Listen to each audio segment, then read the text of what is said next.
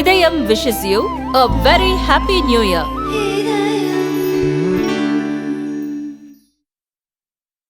தேனியில் தொடர் செயின் பறிப்பில் ஈடுபட்ட நபரை கண்டுபிடித்த காவல்துறை குற்றவாளியின் பின்னணி குறித்து தெரிந்த பின் அதிர்ச்சியடைந்துள்ளனர்.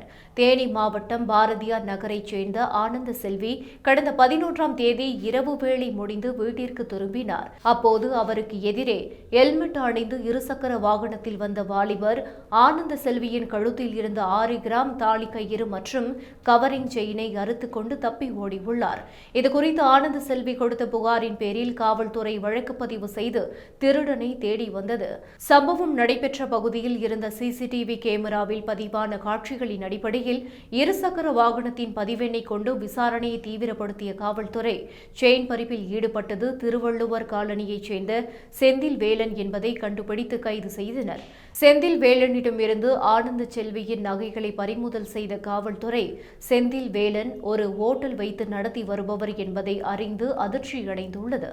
மேலும் செந்தில் வேலன் வேறு யாரிடம் எல்லாம் திருடி உள்ளார் என விசாரித்து அனைத்து நகைகளையும் மீட்க காவல்துறை நடவடிக்கை எடுத்து வருகிறது.